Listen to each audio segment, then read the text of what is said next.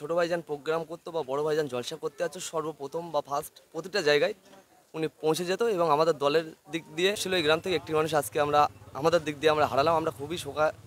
এখানে যা মিটিং মিছিল হয়েছে সব জায়গায় আমরা দেখি, এখন কিচ্ছু করার নেই। আল্লাহ দেখেছে, উনি চলে গেছে। আমারও কবে যাচ্ছে আল্লাহ, আমারও দেখতে হবে। সহকর্মী আজকে উপরওয়ালার ডাকে সাড়া দিল এবং মানুষের ভিড় এবং নওশাদ সিদ্দিকী সাহেবও আসলো জায়নামাজ পড়তে।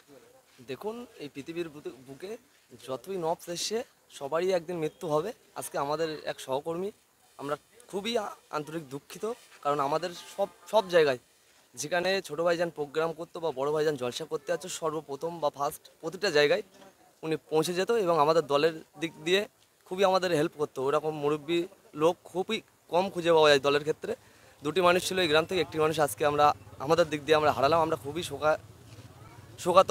এমনকি অবস্থায় আমাদের এমএলএ নওশাদ সিদ্দিকী ভাইজানও এসেছিলো, কারণ উনি দলের মধ্যে, আমরা পশ্চিমবাংলার মধ্যে এই গ্রাম থেকে দুটি ওরকম মুরব্বী লোক পেয়েছিলাম। ওরকম মুরব্বী লোক আমাদের দলের মধ্যে ছিল না। এই গ্রাম থেকে যিনি ছিল তিনি আজকে মারা গেল। এই মাটি বর্ষণ হচ্ছে এবং সাথে সাথে আজকে বিধায়ক নওশাদ সিদ্দিকী এসেছিলো, জায়নামাজে শরীক হলো এবং ওনার কাজ ছিল, উনি চলে গেছেন। দেখুন, পৃথিবীতে যারা এসছে চিরস্থায়ী নয়।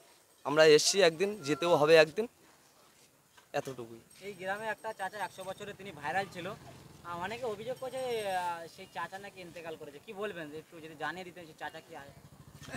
দেখুন, উনি দুজনা ছিল এই গ্রামে দুজন ছিল এবং একজন মারা গেল শুনেছি, শরীর অসুস্থ ছিল, তারপরেও বাজার করতে গেছিলো। ওখান থেকে আসার পথে সাইকেল নিয়ে যাচ্ছিলো, পড়ার পরে ওনার ওখানেই ইন্তেকাল হয়। বললাম তো, একজন আছে এখনও, একজন আছে আমাদের সঙ্গে, একটা মুরব্বী, এবং একটাকে আমরা হারালাম। খুবই ওই দিক দিয়ে আমরা শোকাহত অবস্থায়, বলার কিছু নেই। তারপরে বলছি এতটুকু। আর কি বলবেন, এই পদ্মপুকুর গ্রামে আপনার একটা সহকর্মী আজকে উপরওয়ালার ডাকে সাড়া দিল এবং আপনার সঙ্গে সর্বসময় আইএসএফের মিছিলে বলেন এবং একাধিক জায়গায় যেতে দেখা গিয়েছে, কি বলবেন? আমার সঙ্গে উনি সবসময় থাকতো, যেখানে যা জাতি হতো আমার সঙ্গে উনি যেত। আর উনি যেখানে বলছেন আমিও যেতাম। এর মতো দুঃখ আর কোনো জায়গায় নেই।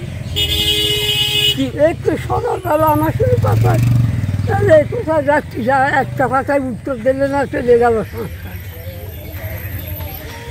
দুপুরবেলা করছি, খবর এসেছে, আমি গোসল করছি, আর খবর এসেছে দুর্লভ মারা গেছে।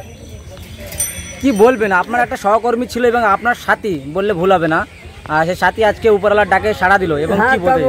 আমার খুব ক্ষতি হয়ে গেল, কিছু করার নিয়ে আর কি করবো। তোমার যে ও আমার সঙ্গে ছিল, থাকতো, আমরা দাতার সদিন একসঙ্গে, যেখানে যা মিটিং মিছিল হয়েছে সব জায়গায় আমরা দেখি, এখন কিচ্ছু করার নেই। আল্লাহ দেখেছে, উনি চলে গেছে। আমারও কবে যাচ্ছে আল্লাহ, আমারও দেখতে হবে।